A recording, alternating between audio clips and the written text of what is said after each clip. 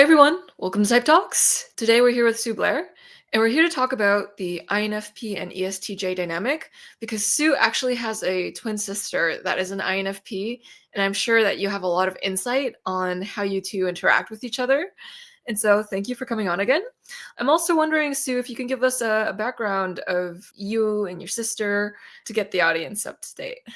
So thanks, Joyce. It's really nice to talk to you again. I think as an ESTJ in the type community, I'm rather rare. So it's probably unusual for some of your listeners to hear from somebody with my preferences. I think with my background is I was born and raised in London. There were 5 children in my family, obviously mum and dad.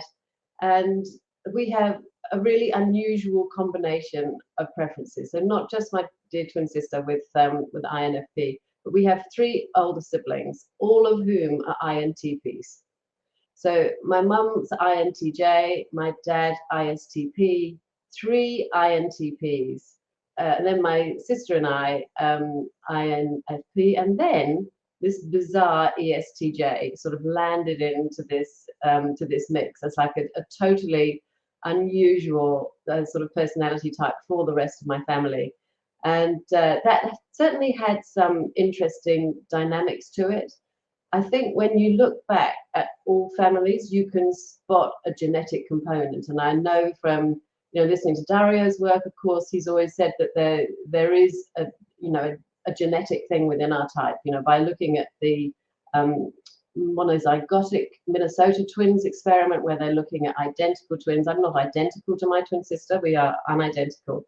But they are finding similar personality types. So when you look at anyone's type within a family, you can probably go back, maybe 1 generation, maybe 2, and you can find somebody with similar characteristics. And for me, I was very much like my grandfather, who I never met, but my father's father was apparently very similar to me. So maybe that's sort of how it came down through the genetic code somehow.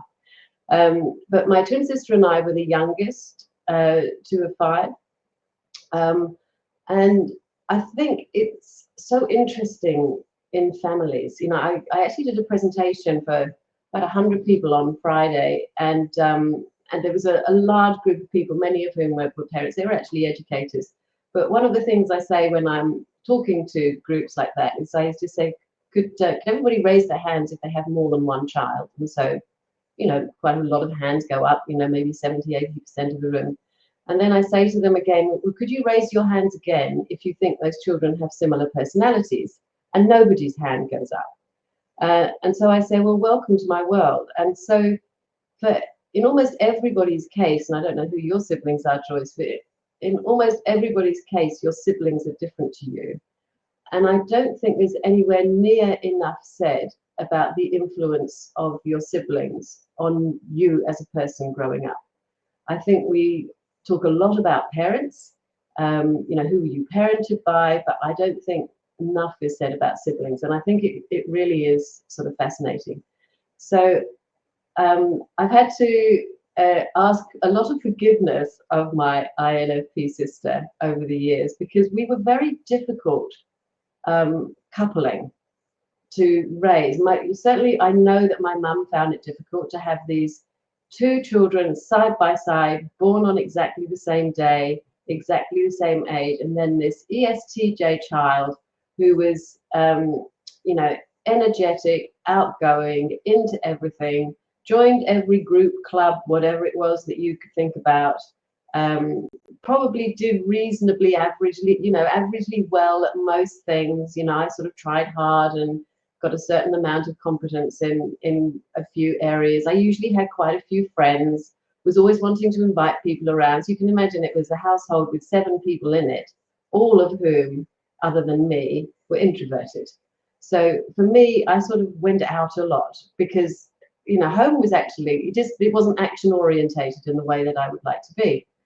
And then there was my lovely twin sister. To say up front, the news is good. We are now the best of friends, and we love each other dearly, and we are so grateful to each other. But in the early years, it really was very difficult. So my sister was extremely artistic. I had no artistic skills whatsoever. I mean, literally 0. She was very soft, very gentle, quite a spiritual person from quite a young age. Was really happy to be at home with with mum usually, or my elder sister. They sort of formed a connection, and my elder sister spent quite a lot of time with her, and really was just a child that liked to sit and draw. So we weren't good playmates for each other, although mum said that as very young children we did play a lot together. But as you can imagine, I was probably in charge of it. So I can sort of remember setting up, we didn't have a huge garden in London, but I set up horse riding jumps, and then we were horses, and then we went over the jumps, and of course the jumps got bigger until I could do them and she couldn't, and then the whole thing sort of fell over. So it was an interesting combination for sure. But as I said, completely fascinating looking back on it, with my experience of type and seeing how it played out. And it kind of played out in the way that you could imagine it would. Yeah. But with a very happy ending that we love each other dearly now. Yeah. You guys are getting along really swell. I'm curious about how you guys were like when you guys didn't get along. Where were the friction points? It seems like you really appreciate a lot of qualities about your sister. They say that the things that we love about people are also the things that drive us crazy about them. It's like two sides of the same coin. And I'm curious if that was the case for you both. It was somewhat like that. And I think that I really found the people who I wanted to be with outside of my home. So for a long time, I was so busy being me, which, because all children are, you don't have a sense of other people.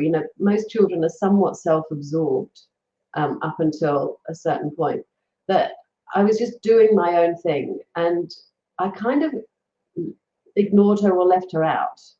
She wasn't somebody who was going to do the things that I wanted to do. So I found those people somewhere else, and I did that with them. But I still sort of recognized her gentle spirit, and also admired her for being able to spend time by herself, and to just read and all of those sorts of things.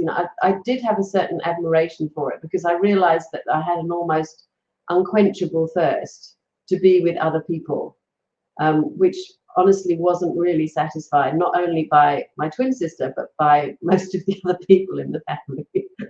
So, I remember sort of coming home from school, I would always go, "Woo, I'm home," and there would be this collective rolling of eyes. Yeah, we heard, here she is. So I was most definitely the noisy one, the active one. I became kind of the family fixer in some ways. I was the organizer.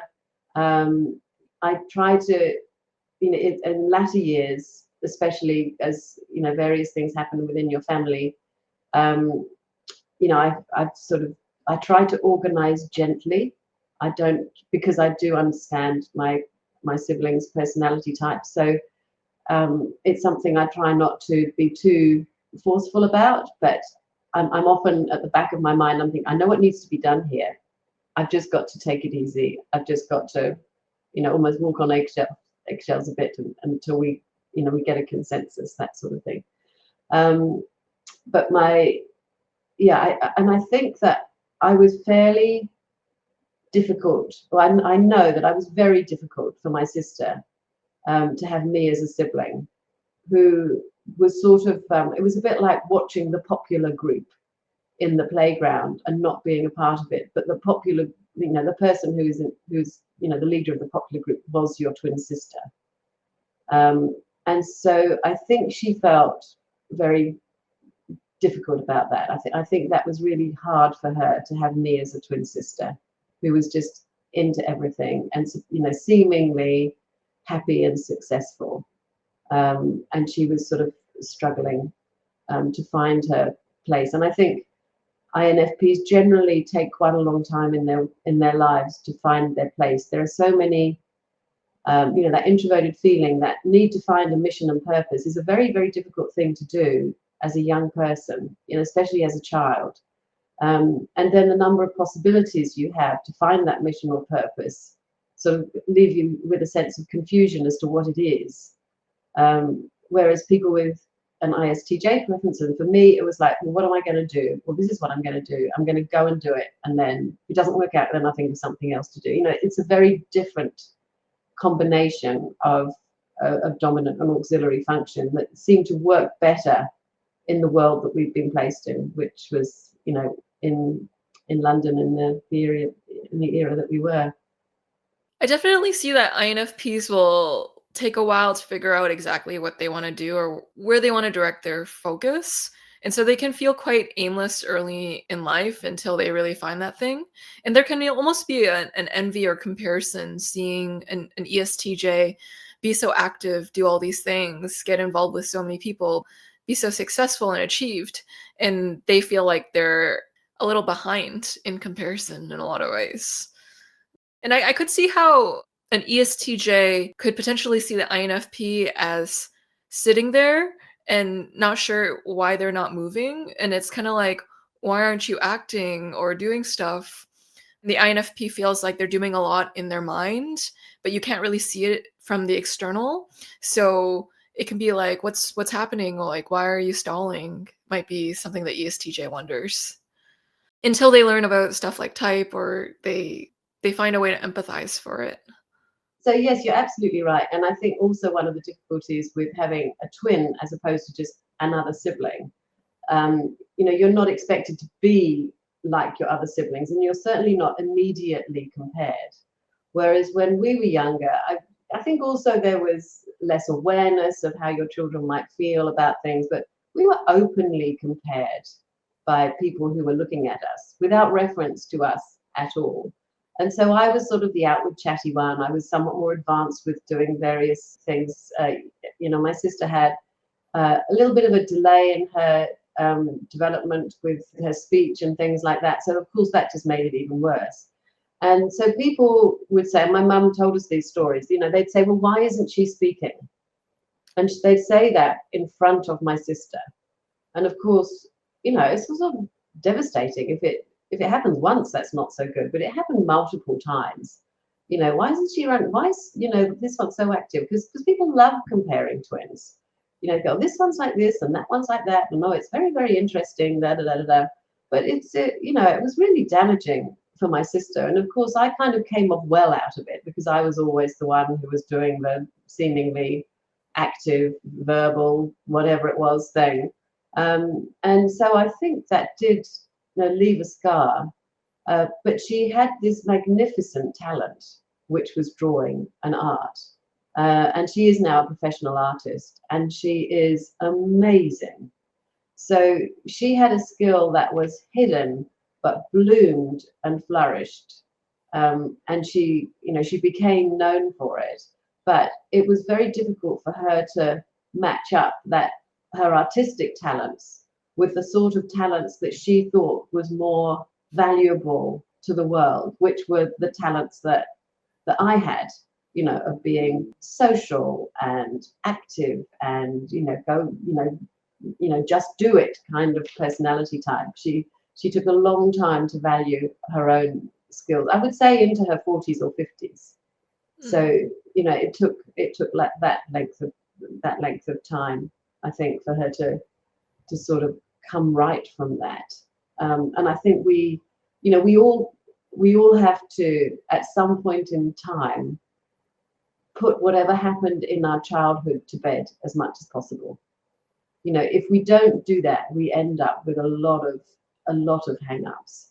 And so I think she was, you know, still, you know, valuing who she is and what she's done and what she's achieved, you know, to put those things aside. And I certainly think between the two of us, we have definitely done that. You know, I think using the lens of type, you know, I can now see how she has influenced my life in the need to get introverted feeling as an important piece of having ESTJ preferences. You know, yes, we can go out into the world, and yes, we can do this, this, this, and this, and we can organize that, and that, and we can be, truly good ESTJs.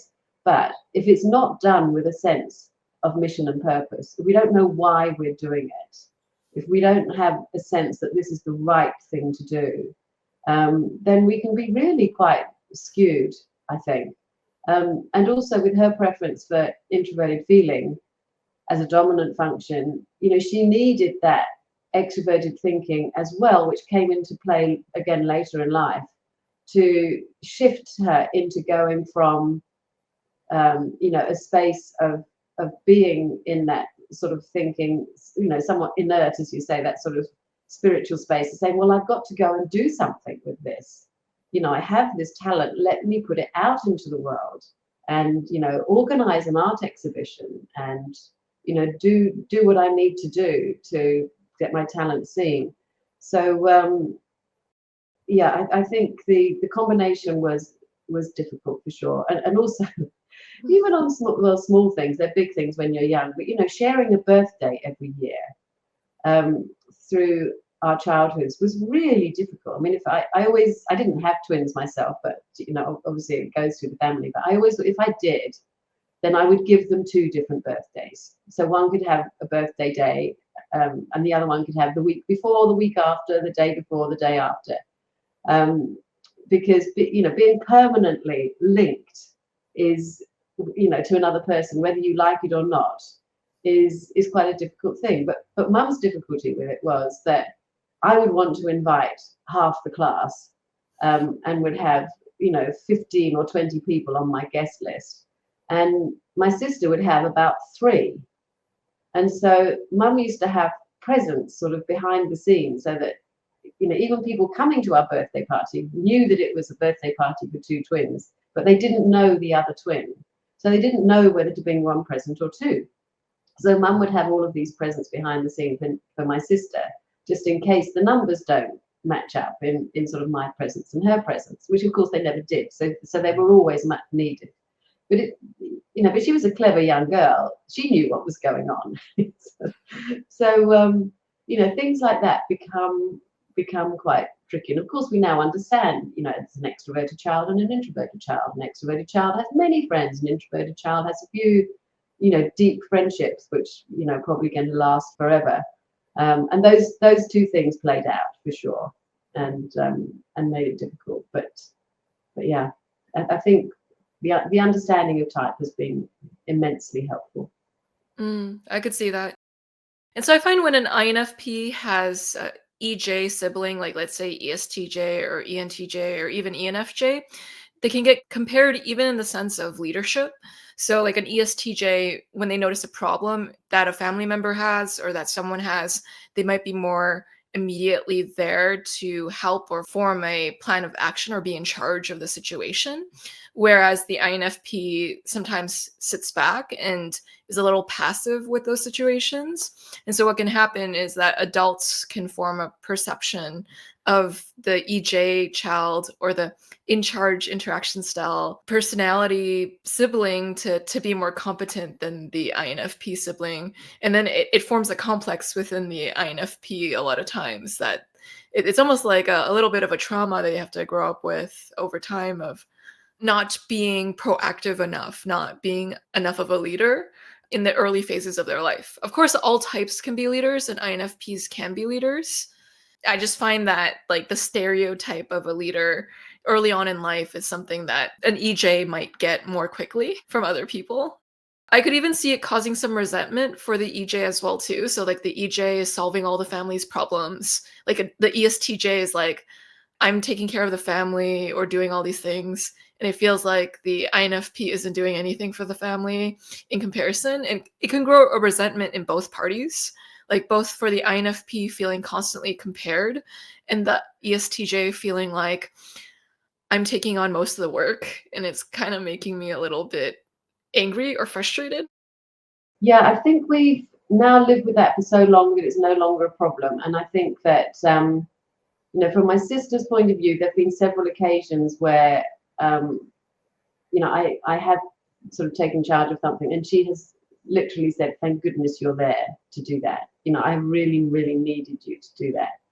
And I would always ask her, you know, what do you want me to do? You know, that sort of becomes something that is now, you know, I would never unilaterally just go ahead and do something without saying, you know, do you want me to contact somebody? You know, what would you like me to do? And, you know, what feels right to you? You know, and I can sort of be, you know, I'm able to sort of use her language. But also she has a really nice ability to stop me doing something that is not the right thing to do, because she just says, no, I get a sense that that's not correct for the moment. Yeah, you know, and she has, and I trust that intuition that she has to say, you know, no, no, hold off, like, don't do that right now, but I'll come back to you with, you know, if I do need you to do something. So that sort of sense that we're always there for each other has grown and become something extraordinarily important. But I agree with what you're saying, that as younger people, that sense of, you know, her sense of feeling a little bit more inept than me, I think did happen. But we've grown to be able to work with it so that it works for both of us as we've got older. But, you know, more particularly in our, you know, probably 40s, 50s, and now in our 60s. So it's become a very happy, you know, a happy connection. It's funny, her husband says of the two of us, he says, the two of you together are like a whole person, like this ESTJ and INFP. Like, if you put the two of you together, it's like this perfect combination. But you know, obviously we are clearly two individuals. But I think it really is an enormous opportunity for personal growth if you have somebody in your life who has your opposite preferences. Then you can really learn from them. And of course, you know, understanding type even more, and looking at families, and I've worked with parents and children quite a lot, the number of times that you have true opposites in a family is rather high. And, you know, one of the reasons for that might be that the first four functions are the same, they're just inverted. You know, so I've got extroverted thinking, introverted sensing, extroverted intuiting, introverted feeling, and hers are just a mirror image of that. So there are some sort of, you know, perhaps genetic reasons why you do get quite a lot of siblings who are absolute opposites. You know, maybe that's one of the reasons why. I don't know that we've ever done the science on that, but from what I've seen, it does happen quite a lot. And the relationship that you have with not only, you know, my twin sister, but with having my other siblings, you know, the three INTPs, it transforms you as a young person, and you take that with you for the rest of your life. You know, had I had three other siblings who were all, or four, who were all EJs or EPs, or, you know, my life would have been profoundly different. You know, if I'd had an ESTJ twin sister, you know, what would that have been like? And I can hardly imagine what it would have been like. But I can't imagine it would have been all that much fun.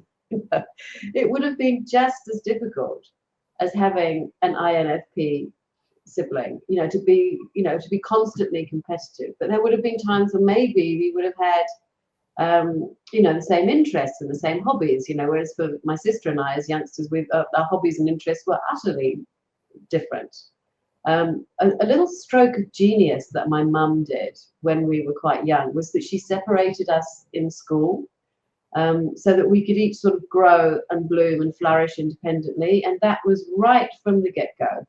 So we went to the same kindergarten, obviously there weren't classes, but right from our early primary school, from age 5, we were in different classes.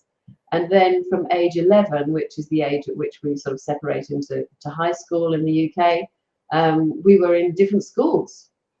So we went to completely different schools, different neighborhoods, different friends, and that allowed me to finally be okay with being who I was. And I think there was a little bit of me that said to myself quite regularly as a child, you don't get too far ahead, because that's not good. You know, it's not good to stand out too much. And that was because I had my twin sister as an INFP, when it just, like, the comparison was too great. Whereas when I finally got to be in a completely different school, then I could just go, okay, I'm now free. I can live, as in my school life, at least I can be who I want to be. And that, I remember that being a very freeing experience. And of course, being an ESTJ, I loved the routine of school. I loved it. I loved going to school and being with my mates and all that sort of thing. My sister hated school. So that was another area where we differed. And she'd look over at me and just go, well, it's okay for you, but I'm really not enjoying this experience. She didn't thrive through the school environment, which was, a huge sadness for her. And I wish she had done. I wish that she'd had a different experience, but I couldn't change it for her, and I wasn't there to help her. So that was a different story again. Mm. Yeah. I find that because you grew up with a lot of INTPs and an INFP, it actually helped you with developing maybe the empathic, reflective, and harmonizing side of you as a ESTJ who's very kind and compassionate. And I wonder if you might even be a different subtype of ESTJ. If you're not sure what the subtypes are, I'll have more information linked down below about it. Essentially, in some ways, it was a blessing. It's very much matured you to use regions of your brain you wouldn't have typically used otherwise. And yeah, it seems like you both were able to thrive more after you guys weren't compared with each other as often. You guys liked it more.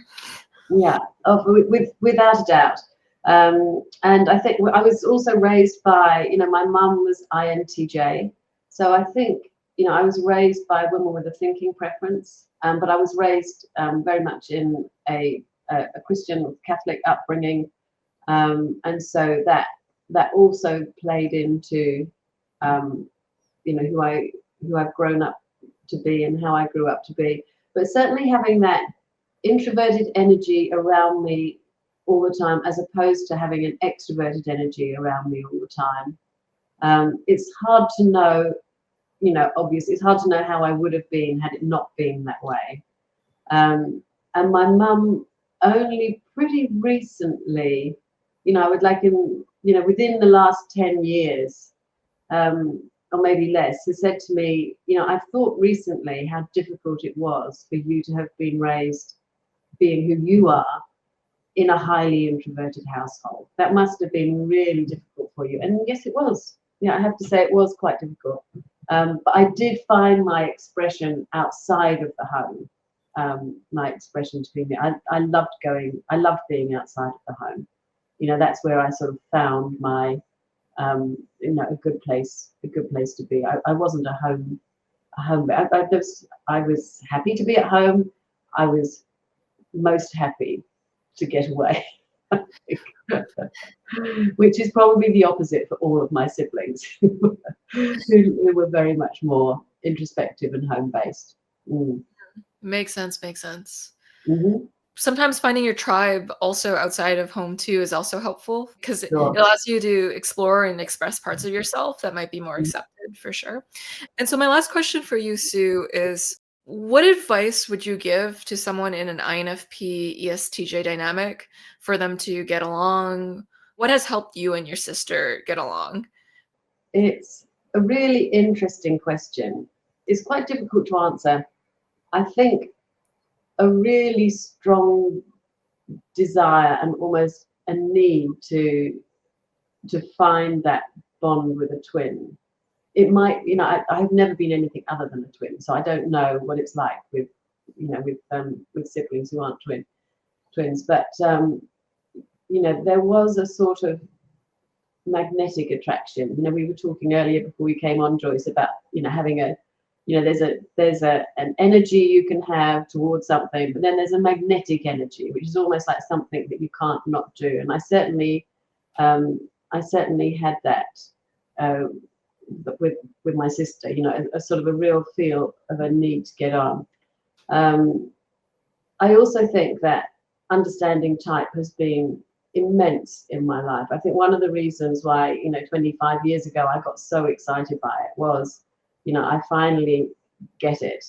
And then just to be at peace with it, and just to have an enormous amount of patience for people who are different to you. And I think one of the things that is almost, well, to my mind, somewhat unspoken in the type community, but I might be wrong. It might be that everybody else is talking about it and I just haven't listened properly. But I think what the type community is about is really trying to understand, what is it like to be somebody else? How do you get inside somebody else's mind or body, or what does it feel like? And I think through going to so many type events, type conferences, and just really, really listening to how it is to just function in this very strange and amazing world that we all have to live in. How do we get by when, with an understanding that somebody else is so significantly different to you that you realize the truth of it, and you just think, so what do I do about this knowledge now? And really the best thing that we can do is just to be very, very patient with other people, to recognize when they're behaving in a way that they just can't help because it is who they are, and just to try and support them to be whoever is going to be the best version of themselves, knowing that we're all going to fail. There's always going to be a time where my extroverted thinking goes ballistic. I've ignored all of my other functions, and I'm not being a good version of myself. Despite being a harmonious ESTJ, there are definitely times when I can fall off the wagon there. But that desire, I think, in most people in the type community, just to say to one another, what is it like? What is it like, Joyce, to be an INFJ and go through your world? Is interesting a subject to me as I'm sure it is for you, just to look at me and just go, well, how do you do this ESTJ thing? What's it like for you? And I think those questions are just endlessly fascinating. If you're interested in people, and interested in what makes them tick, it doesn't always make you get on with people, but being open to that difference, and having type as a system, a really amazing workable system that helps us get to that point, has been huge in my life, and I'm sure in many of those who are listening too. Yeah, that's an amazing question. How it's like to be someone else. Really stepping into their shoes and really experiencing how it's like to be them, to step into their mind, to see through their eyes is the greatest form of intimacy and knowing and seeing someone. And I truly believe that knowing someone is the prerequisite to loving them too, because you have to know someone to love them as well. And type is one of the tools to deepen that understanding for sure. And so thank you so much, Sue, for sharing your experiences with your INFP sister. It's amazing how you guys were able to eventually get along and understand each other. Yeah, very much. It's definitely a success story, that my mum watched over the years and was extremely grateful for, that we did manage to do that, because I think it was a very difficult parenting experience for her, for sure. Yeah, I could definitely see that. I also appreciate your magnetic attraction analogy. There are some things that we can't help but do. And so it's in a lot of ways, type gives us a vocabulary for our magnetic attraction, aka our dominant function or our temperament or something else. Yeah, I like to think of it, and in fact, I've often said to people, I don't have breaks. I don't think anybody has breaks on their dominant function. For me, it's extroverted thinking. For you, it's introverted intuiting. You can't stop that from happening.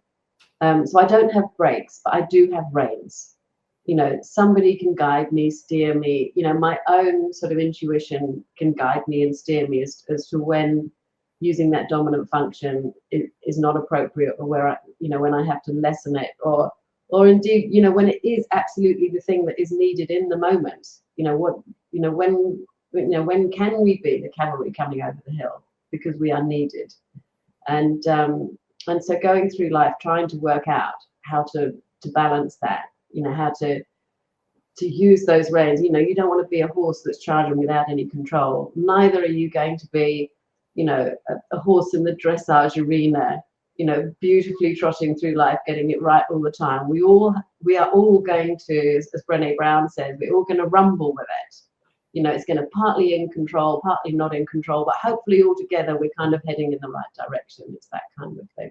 Yeah, for sure. Yeah, like you said, there are no breaks, but we can manage who we are. So like we can kind of find ways to work with it. We can't wish it away or cure it. Like most things in life, there is no cure, but you can definitely find ways to rein it, to manage it. So Yeah, that's exactly right, Joyce. I think that we all have to, once we know about type, and maybe there's some other ways of looking at personality that are equally informing. But once we know, we've got such good material to work with, and we can lead better lives. I think for sure, for mm, sure. yeah. And so on that inspiring note, I really appreciate you coming out today, Sue. And I'm excited to publish the upcoming books we have in store as well. You're a very eloquent speaker. It's almost like when you speak, it's like giving a presentation. Every sentence you say is so polished and perfect. So Not sure how I've achieved that, but thank you very much. Thank you. it is true. Like you're an impressive speaker in general. Um, Mm, thank must you. be from the years of being a popular kid at the school. Yeah, wherever it comes from, I'm grateful for it at this minute. Thank you. Yeah. So thank you everyone for watching. We'll see you all in the next episode.